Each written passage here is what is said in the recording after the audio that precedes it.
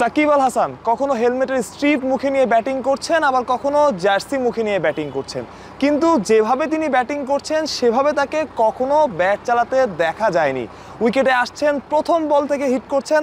একটা সিগনিফিকেন্ট ঘটনা বলি, দিনের দ্বিতীয় ম্যাচটায় সাকিবদের প্রথম বলটা সাকিব রিভার্স সুইপ করতে গিয়ে মিস করেছেন, পরে একইভাবে 4 মেরেছেন, তারপরে রিভার্স সুইপ করে ছক্কা মেরেছেন এবং যে বলটা তিনি 6 মেরেছেন সেটা একরকম দেখার মতো ছিল। সেই ধরনের 6 আসলে ডেভিড ওয়ার্নাররা মারেন, বাংলাদেশের কোনো ক্রিকেটার সেভাবে মারেন কিনা আমার আসলে জানা নাই, তবে সাকিব যে মারলেন সেটা এক কথায় দেখার মতো।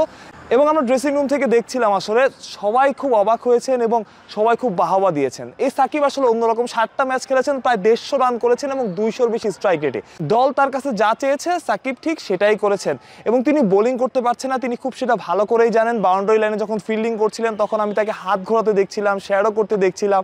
তিনি যে বোলিংটা মিস করছেন সেটা বলাই যায়, কিন্তু বোলিং যে করতে পারছেন না সেই পার্টটা তিনি অন্যভাবে ব্যবহার করছেন। তিনি ক্যাপ্টেনকে বলছেন যে কিভাবে ফিল্ডিং সেট আপ করতে হবে, কাকে বোলিংয়ে আনতে হবে। ব্যাটসম্যান যখন আসছিলেন, আমি একটি সিগনিফিকেন্ট ঘটনার কথা বলতে পারি, যখন সাব্বির রহমান আসছিলেন তখন সাব্বিরকে স্লেজিং করছিলেন সাকিব এবং দেখাচ্ছিলেন যে তুমি এইভাবে মারো, এইভাবে মারো। প্রথম বলটা যখন মোসাদ্দেক 4 মারলেন তারপরে বললেন মানে কী মারতেছে, পরের বলে কিন্তু মোসাদ্দেক আউট হয়ে গিয়েছিলেন। অর্থাৎ বোলিং না করতে পারলেও সাকিব তার কাজটা ঠিক মতোই করে যাওয়ার চেষ্টা করছেন এবং একইভাবে ঠিক মতোই করছেন বলে আমি মনে করি। এবং সাকিব আল হাসান বোধহয় এখানেই আলাদা, তিনি সময়ের সাথে নিজেকে বদলাতে পারেন। তার বয়স এখন 37, কয়েকদিন পর অবসরে যাবেন, কিন্তু এখনও নিজেকে বদলানোর যে তাড়না, যে চেষ্টা, সেই জন্যই হয়তো তিনি বিশ্বসেরা, সেই জন্যই হয়তো তিনি বহুদিন 1 নম্বর অলরাউন্ডার ছিলেন এবং বাংলাদেশ ক্রিকেটের সবচাইতে বড় তারকা।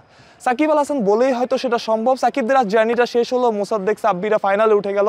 সাব্বিরদের আবার কবে দেখা হবে, কবে কাছ থেকে দেখা হবে আমি জানি না, তবে যে সাকিবকে আমি দেখলাম একটা নতুন সাকিবকে। নতুন সাকিবের জন্ম হলো লঙ্কা টি10-এ, যিনি শুধু ব্যাটিং করেন এবং টি10-এর জন্য পারফেক্ট ব্যাটিংটা করেন এবং বলা যায় দলের সেরা ব্যাটার তিনি। আগের ম্যাচটা যদি আমি বলি, 8 বল 29 রান এবং একটা সময় মনে হচ্ছিল দল হয়তো হেরে যাচ্ছে, সেই জায়গা থেকে দলকে জেতানো, 8 বল 29 রান করা। সাকিব যেভাবে ব্যাট চালিয়েছেন, ব্যাটিং করেছেন, একবারের জন্য তাকে মনে হয়নি তাকে আগে শুধুমাত্র বোলার হিসাবে খেলাতো টি10-এর দলগুলো বা টি20-র ফ্র্যাঞ্চাইজি দলগুলো।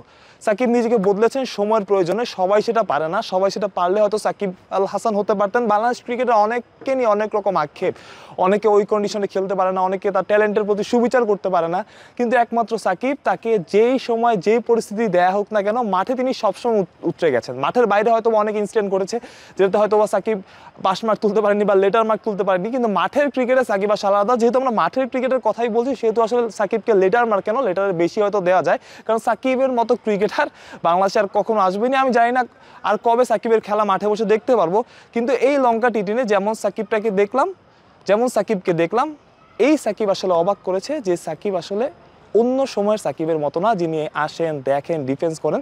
এই সাকিব আসলে দুর্দান্ত এবং এই সাকিব আসলে অন্য অনেক সময়ের থেকে আলাদা। মাহরুজ প্রত্যয়, বিডি ক্রিক টাইম।